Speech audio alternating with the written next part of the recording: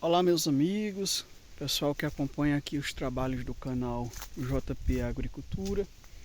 Nós estamos aqui nesse mês de março de 2023, um cenário diferente dos últimos anos para esse período, né? Onde a gente esperava estar aqui com as árvores e as demais plantas em pleno desenvolvimento vegetativo. O fato é que nós estamos aí encarando uma estiagem que se prolonga desde o início do ano. A gente teve ali uma chuvinha no começo de janeiro. Tivemos também alguma coisa ali também no começo de fevereiro, mas que não foi suficiente para implementar aquilo que nós chamamos aqui no sertão, no semiárido nordestino, de inverno. O inverno do nordestino, diferentemente da estação do inverno, se diz daquele momento em que a gente tem a maior precipitação pluviométrica, a maior quantidade de chuva, né? E aí não está havendo. Então a gente vê no comportamento aqui da agrofloresta, apesar de que todas as plantas aqui elas estão sofrendo bastante com esse processo de estiagem, sobretudo o café. O café ele é uma planta exigente em nutrição, em condições de umidade, condições que propiciem o seu desenvolvimento. Então, como a gente teve muita chuva em 2022, a florada do café foi mais cedo. E aí a gente precisava agora de um fevereiro e um março bastante chuvoso para poder esse café granar. Não está havendo essa chuva e, portanto, já se apresenta aí um certo grau de prejuízo. Inclusive as plantas mais novas aqui da área do anexo, elas estão sofrendo bastante, os cafeeiros estão sofrendo bastante. Mas eu queria chamar a atenção a vocês que, apesar de todo esse sofrimento pelo qual passam as plantas aqui no sistema agroflorestal São Miguel, nós precisamos analisar que as áreas aqui do entorno, elas estão todas cinza, ou seja, sem fotossíntese, ou seja, sem desenvolvimento. As áreas de cultivo tradicional, milho, feijão, estão todas senescendo.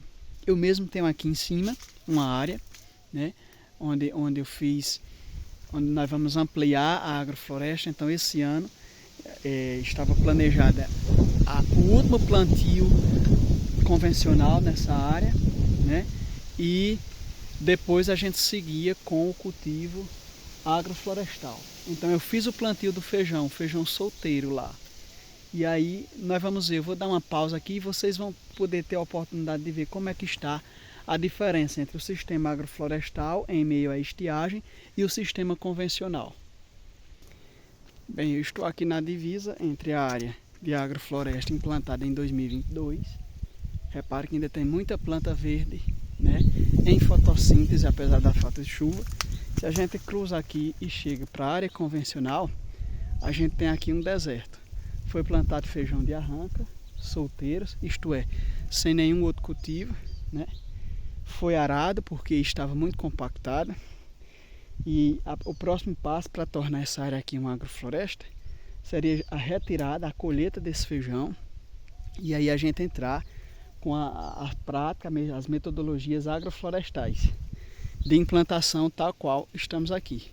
Então, numa mesma área, o mesmo solo, não tem diferença, não é uma mancha de solo diferente, mas vocês podem ver, de um lado deserto, do outro vida em abundância, processos, desenvolvimento fotossintético, ao passo que na área convencional está mais do que provado que nós não temos, sobretudo com as condições de clima que possuímos aqui, agravadas pelas condições das mudanças climáticas, o sistema convencional, que não é nada sustentável, tende a ruir. Ao passo que na agrofloresta, aqui eu tenho feijão guandu, eu tenho macaxeira produzindo. Estou salvando o meu café, apesar de que, como eu disse anteriormente, ele está sofrendo, mas eu consigo ainda mantê-lo vivo aqui, aguardando aí as chuvas. É claro, eu reconheço que aqui a gente ainda precisa incrementar mais matéria orgânica nesse solo, e vamos fazê-lo.